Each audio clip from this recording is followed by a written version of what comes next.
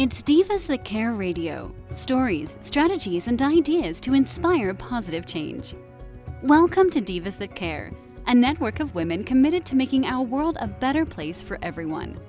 This is a global movement for women, by women, engaged in a collaborative effort to create a better world for future generations. To find out more about the movement, visit divasthatcare.com after the show. Right now, though, stay tuned for another jolt of inspiration. Namaste and welcome to the Divas That Care Network. I'm your host, Gia-Raquel Rose, owner of Airs Above Yoga, and you are listening to Above the Ground podcast. If this is your first time tuning in, our network is going into its 16th year and is listened to in over 30 countries. I would like to personally thank you for giving me the gift of your time. As always, it is my honor to hold space with you.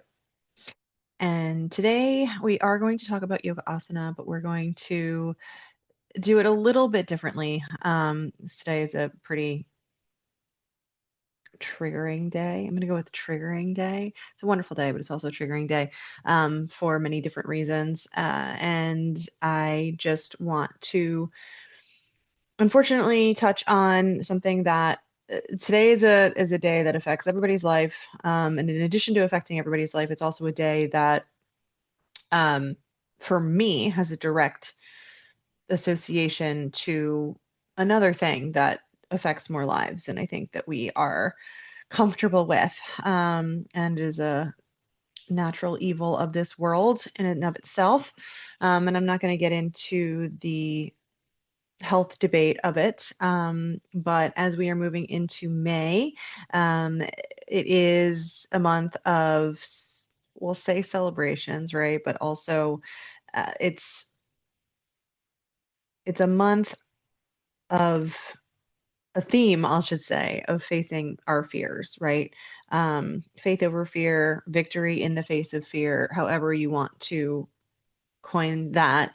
And, you know, we've talked in the past about that. I feel like the yoga asanas that come to mind for that are those that are, you know, your warriors, right? Your warriors in your face. And we did a whole sequence on that. So I encourage you to go back and have a listen to all the warrior poses, because there's a warrior within every one of us.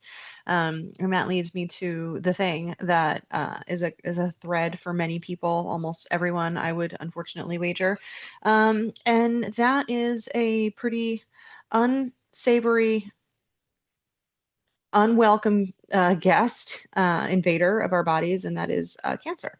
So today is Mother's Day, and for those of you who know me, know I lost my mom to cancer, and it just seems to be a theme. Some of the most important people in my life. It runs in my family. It runs in the family of friends of mine as well, and it's just it's not, you know, people drop the F-bomb a lot when they talk about it. And when it comes to yoga and it comes to yoga asana, I think that there are a couple different ways, right? Yoga is wonderful for healing in general. It's wonderful during treatment, post-treatment, pre-treatment, always. One of my favorite yoga instructors, I call her my yoga mom, fitting for the day. She is a survivor and a warrior, and she is one of the strongest and most wonderful women that I've had the pleasure of knowing as I embarked on my journey with yoga and as a yoga instructor. And, you know, I think we often go to the fight aspect, you know, when we're talking about cancer and the battle and the fight the cancer. And the thing that's unfortunate about that is that while it's necessary, right, there's also an element of the correlation with an autoimmune disease where, you know, in one way you're fighting your own body, right? It's the treatments for cancer take a massive toll on the body, and much like an autoimmune disease, you're fighting yourself in a way. And so when you talk about the idea of victory in the face of fear, you know, courage or bravery is being afraid and big fat doing it anyway, right? And then the flip side of that old adage is the line between bravery and stupidity is a thin one, and kind of based upon the outcome of the success of the same, right? If you succeed, you're brave. If you fail, you're an idiot. Just to inject some levity into a not so joyous discussion. But when it comes to not only the fear of, right, our mortality, the inevitable, um, but the fear of the unknown, right? And I think all of us choose to ignore that reality. We know nothing about tomorrow. That's why yoga and being in the present moment is so important. We don't know what we're going to face. We don't know if we're going to get hit by a bus or if we have it tomorrow or what it's going to bring. So the unknown is a theme, right? It's a thing. It's we're faced with it every day. And I think that when you start to look at that, fear can be crippling, like think deer in headlights, right? It can be destabilizing, it can shut you right down. And I think the bravest thing is to take the next step, whatever that step may be, in whatever direction it is that you hope is for your highest and best good. And I think that when it comes to loss, grief, cancer, battle, disease, the things that are outside of your control, which let's face it, the majority of our existence lives beyond our control, but we are responsible for how we react. That is the one thing we can control. And what is it in yoga and in asana that brings us into recognition of our fear in a way that we can become one with it and still move forward? And I believe my answer to that is not the right answer, and it's not anybody else's answer. My answer is the stillness. Um, Being with it, sitting with it, not just necessarily fear, but grief, is a big one too. Running is a huge thing, type A, right? Avoidance is a huge thing, but being with it, sitting in it. And so the asanas, while one might not link these two, or these asanas, I should say, these particular poses with the idea of victory in the face of fear. I feel like people are going to go warrior, right? Or people are going to go, like some aggressive standing posture, right? Like I'm going to go with mountain pose. I'm going to go with Tadasana. I'm going to go with stillness. I'm going to go with the opposite ends, the heart openers and the forward folds, the opening yourself up to the inevitable, whatever's coming next by opening your heart, and then the surrender to that which we cannot control in your forward folds, in your child's pose, for example. And I think that, mountain pose Tadasana, one that we, kind of gloss over as it is the staple pose. It is standing still in place, being the mountain. And you can get into all the different aspects of the body mechanics, and I will, because of course I will. But the feet are the source, the solace, and the base of your mountain, right? The four corners of the feet.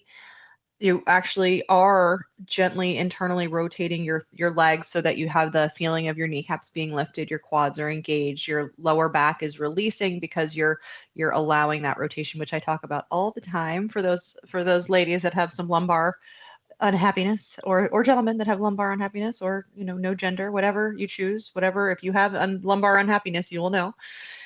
And having this very, very strong, stable center up through your core, and then this relaxed but active feeling through the shoulders and the neck. And whether you decide to raise your arms up or have them at your sides or take them in prayer, the idea of a mountain pose, not dissimilar across the board with standing poses and asana, and our warriors are nothing if not standing poses. But the idea of just being the constant for yourself and sitting in that stillness, being still. And you could say processing, you could say taking it all in. Everyone has a process, good, bad, indifferent, or otherwise. Um, but when it comes to sitting with reality, sitting with the truth, whatever truth, reality, situation, circumstance that you have to face that is out of your control, on Mother's Day, right? It's been almost 20 years since I've lost my mother, and I'm still I full disclosure, I hate today. I hate today. It is my least favorite, second least, the day she died, but second least favorite day of the year. So 20 years later, and I still sit with the emotions of that. Um, and then there are still things, life still goes on. There are other things that we have to stand and face. And so I think a lot of times if you watch, I like to think of like David and Goliath, or you think of these kind of archetypal moments in history, in movies, in culture, in stories where there's I'm going to use the metaphor David and Goliath. There's the big bad guy, right? And then there's this just little tiny human just standing there, standing, turning to face, and just being in that position. And that's why I think for me, mountain pose is is the pose of not only facing reality, facing your fears, being the mountain for yourself, being that constant, immobile, grounded, tall space, being that for yourself, being that for others is so important. And as you begin to move through the emotions, whatever they may be, whether it's fear, whether it's grief, whether it's anger, whether it's pick your poison, right? Because all of these emotions, unfortunately, they are valid and they are true to the human experience. They're not the most high vibe, air quotes for those. I have to say it like every episode, air quotes for those of you who are not watching. We talk about high vibe and like, there's a lot out there about like toxic positivity, blah, blah, blah, retrain your mind, be Delulu, all of those fun Insta words. But at the core of it, there's validity to retraining your inner dialogue 100%. I do it every day. I do it. So I'm not discounting that as a wellness self-love practice. But there's also there is the thing in front of us that we're dealing with, the thing that is within our reality that we have to attend to. And being in that place of singular strength, of coming to your mat, of showing up to face that reality, of standing in your strength, standing in your power, having roots. And I think that's why for me, mountain pose really just kind of came at me as like the pose to discuss. And the different variations, because they call them by different names, but if you think of the beginning of a sun salute, you're standing in mountain pose, you inhale, you reach up, and now you're reaching up longer in your mountain pose, but you're still in mountain pose, and then you reach out and you humble yourself and you bow and you come into a forward fold. But in essence, you're still a very strong base, and then you are still there is that surrender, from celebration to surrender. And I think that such is life, right? Such is life. So we are our own standing mountain throughout our lives, and that will remain unchanged, right? And there will come times where we're reaching up in celebration and joy, and times where we're bowing in surrender and humility. And knowing, you know, what to pick at what time is really an intuitive practice, right? It is between you, yourself, and your higher self, God, or whatever it is that you communicate with. And so when we talk about a yoga practice, when we talk about the asana and the fact that, when you come to your mat, you're becoming one with your body. And then we talk about something like cancer, right? It There is an element of literal fight or flight, and we come at it from a very like pitchfork and fire torch kind of like place. And I find the contradiction to that so hard to wrap my head around, because we have to attack our own bodies in order to fight for our lives in that instance. And so how do we support our bodies as we move through these challenges, no matter which side of the cancer fence you're on, whether it's happening to you or it's happening to someone you love? Like it takes no prisoners. So obviously the win is victorious, being victorious over cancer. That is the goal. But also as you go through the process in your body of and knock on wood, to date, I have not had to. You never know. But as you go through a process, and I've witnessed the process, friends, family, it also happens to be the birthday today on Mother's Day of a dear friend of mine who passed away much too young of cancer, and the toll it takes on the body, and the toll that the medications take on the body, and how do you support the body through that? And I think that's where the yoga comes into play. That's where the surrender comes into play. So as your body is going through this aggressive treatment, what can you do to support yourself and your body, aside from the obvious medical treatments that coincide and that support you in that way? Can you come to your mat? Can you meet your body where it is? Can you stand in silence? Can you sit in silence? Can you take a child's pose, and can you surrender to your own fear? Can you surrender to your own grief? Because again, no matter which side of the fence you happen to fall on, let's be honest, there's a fear of losing yourself, there's a fear of losing your loved one. And you can fight that fear. But how is fighting that fear any different than avoiding and running from it? So can you stand in mountain pose, looking your fear in your face, and can you then surrender? Can you forward fold? Can you come onto your mat in child's pose? Can you kneel? Can you bow your head? Can you I've cried onto my yoga mat before in child's pose. Can you breathe, and can you be in the stillness to meet your fear?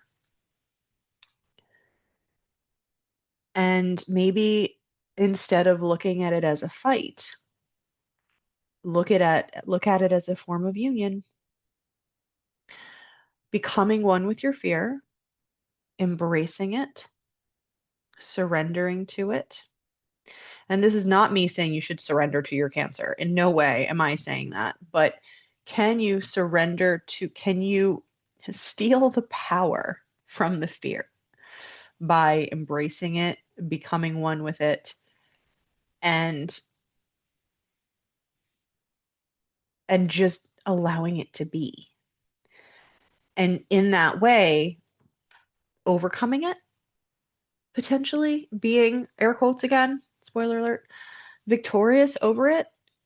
Can the surrender, can the stillness bring you in touch with the parts of you that you are afraid to face?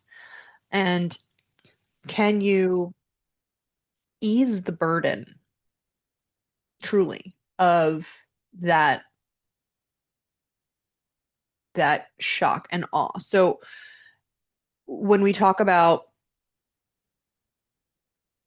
the body, and we talk about storing trauma in the body, and we talk about disease processes, and all of the mind over matter kind of conversations that one has when dealing with these discussions, there's an element of you know change the tape in your head, right? um Focus positive energy, think positive thoughts, and all of that is 100% true and good, and I support it and commend it and acknowledge it and clap and cheer. But I also feel like there's a part that needs to be integrated, that we often, that's the part that gets in the way of the fight, right? The fight and I'm going to use a terrible metaphor, so forgive me in advance. But if we're literally thinking of like a battlefield, and it's a very masculine, and again, no gender, but you know what I mean, traditionally masculine kind of mental image, mental picture, and the battle of, you know, spear on spear, let's say, just I'm going to go back to like ancient time battle for this metaphor, and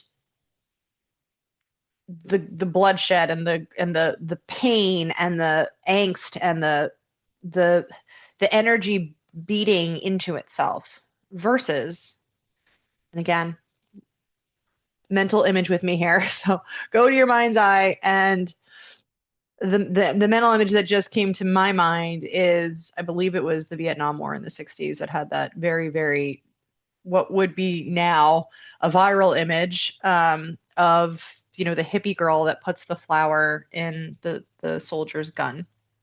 I think most people, many people, should have a vague idea of what I'm referencing.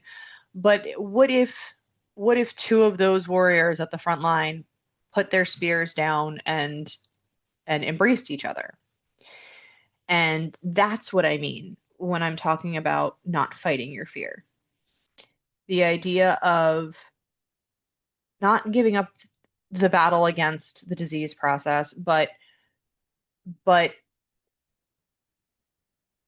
facing your response and your reaction with love, with acceptance, with, I will do a meditation. It's already percolating. Next week I will do a meditation on this, but the idea of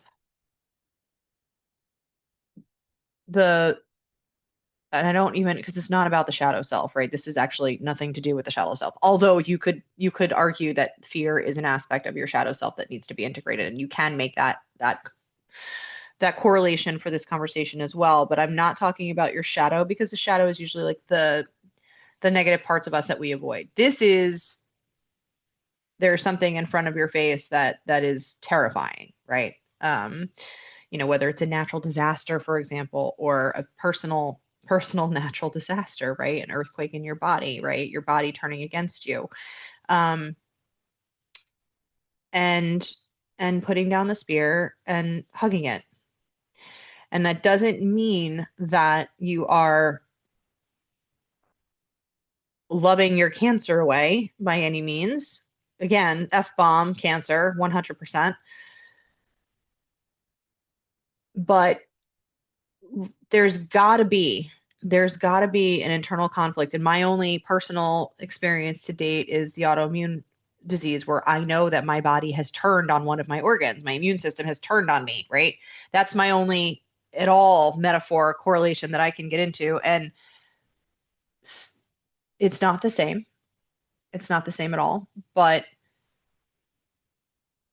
can I hug my tiny little thyroid?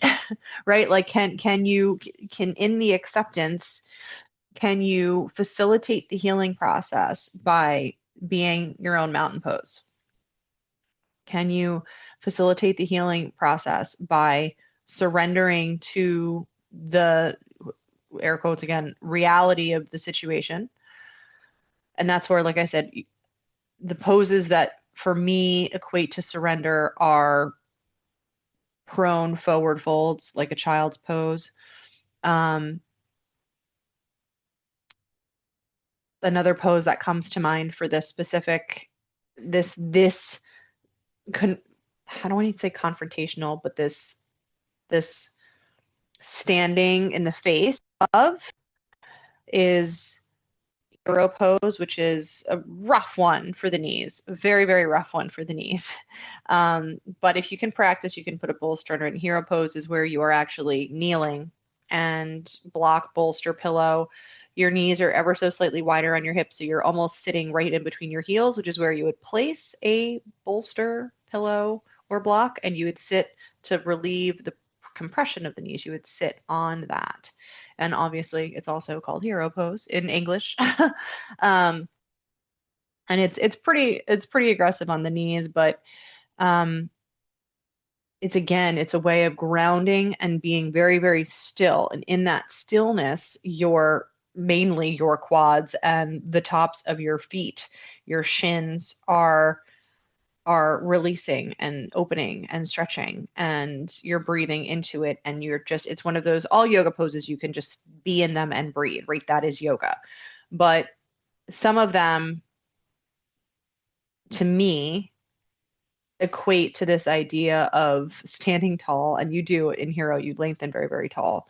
Um, Standing very tall, being very grounded, being very supported, and facing forward, facing whatever it is that you are coming up against or is coming towards you, uninvited, let's say, uninvited. So hero is another one, and child's pose to me is your ultimate surrender pose, your ultimate head to the floor, knees wide, hips back, cry if you need to, let it out, let it out. Pigeon's another great one, but I talked about pigeon too much. Pigeon did come to mind for this, and it's a hip opener. So, if you have store trauma in the body and it happens to be in your hips, which it can be for many people, that's a big one. And the other one that spoke to me in this way, and I know I've talked about it before, but are heart openers. And I think that there's a similar little flow between Virasana or Hero and camel pose. And camel pose is essentially, again, kneeling and lifting up your heart. And a lot of people, it's a back bend, right? And the ultimate kind of expression of heart opener, back bend in yoga is probably wheel pose. And it's not an easy pose, especially if you have any neck or shoulder injuries, or lower back injuries for that matter. But it is a full upward bow or wheel pose where you're standing on your feet, you're pressing your entire hips and spine up, and your arms are behind you, ideally palms in line with the shoulders, and you're pressing yourself all the way up off of the ground. And it is a deep, deep back bend. You can also mimic a wheel posture by rolling on a ball and starting to open up through the front of the hips and through the heart and through the abdominal muscles to start to prep for a full wheel. And building strength up in the arms and openness in the shoulders to get yourself there. Another ways, these are the postures that came to mind for me when I was putting this together. And wheel is probably the most aggressive posture. It is a deep heart opener, and it's honestly, wheel is like a celebration of joy. So I saved it to the end because to me that's the victory. That's the I that's the that's the culmination of it, right? It's like you're putting your body into the shape of a rainbow, and it's like I've embraced, I've embraced this. I've integrated this fear into myself. I've become whole. I've used yoga means union. I've become one with this aspect of me. And I don't want to say that I've become one with cancer. That's not what I'm saying, but it's in there. And what if we addressed the healing from a place of what does my body need to support itself? And I know we do. This is not like I'm coming up with this idea just to put a pin in that. But what if we put the pitchforks down and embrace what we need to move through, to be still, to find out what it is, to hear what it is that we need, to feel what it is that we need, however it comes to you in your body, to understand, to meet your body, to say, how did this happen? Why did this happen? That's always it, right? Like the anger, the fear, the grief, it all comes from the how, the what, the why, all the questions. And mountain pose, standing still, being still, standing in your strength, standing in your power, having that conversation with yourself and listening to your body. I know I say that a lot. I say that hopefully every episode because that's what this is all about. Listen to your body. What is it trying to tell you? Is it telling you that it's tired? Is it telling you that it's weary? Is it telling you that you're pushing it too hard? Is it telling you that it needs rest? And are you loving your body or are you using it as a beast of burden? And I'm guilty of that. We all are. So the whole practice, right? Yoga is a practice. The whole practice is is listen, be still and listen. Be still and feel, but be still. And like I said, mountain pose, it is the stillness. It is standing still. Be your own little David versus Goliath, obviously. So, but be that for yourself and give yourself that space. And no matter what it is, it can be something physical, it can be something mental, it can be something emotional, it can be something outside yourself. Oftentimes, it is something outside yourself, unless we're talking about something that's attacking you from within, right? The call is coming from inside the house, right? So, no matter what it is, my answer is always going to start with be still. Meet yourself in stillness and allow the tears, allow the screams, allow whatever comes out of your body to come out for you. Go somewhere quiet. Bring a yoga mat. Give yourself that because as women, yes, and on Mother's Day, I'm just going to say as women, and I'm not going to sugarcoat that. I'm not going to non-gender, and I'm not going to. You can crucify me. No offense. God, crucify me for that later. As women who give birth, in theory, right? Who have a natural Darwinian predisposition to nurture, you know who we never nurture? Ourselves. And I'm not going to get into this because it's not my, not what I do, but oh, nurture yourself first. Nurture yourself first. And how you do that is different for everyone, but it is so important. Don't wait. Start today. And that doesn't mean be a selfish, horrible human being. That's not what I'm saying. I'm saying nurture your body, nurture your heart, nurture your truth first, and stand in that truth like your life depends on it. Because, my darling, it may ultimately. And as someone who has denied their truth, overlooked their truth, bent over backwards for others to her own detriment, yeah, we're done with that.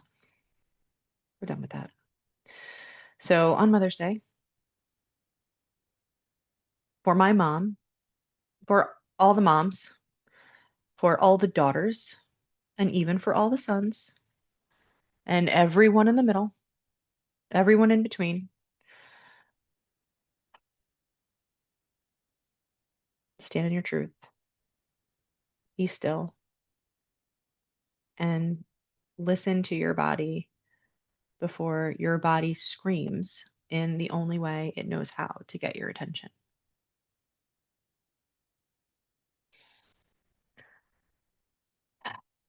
So from there, I would like to share how much I appreciate each and every one of you for sharing this space with me.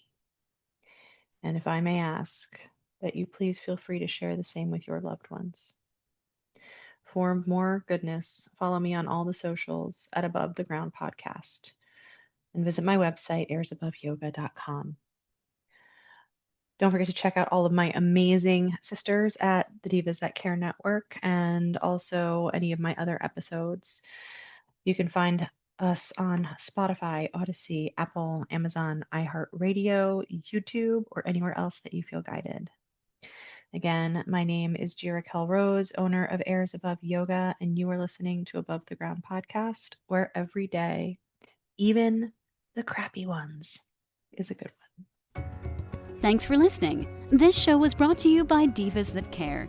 Connect with us on Facebook, on Instagram, and of course on divasthatcare.com, where you can subscribe to our newsletter so you don't miss a thing.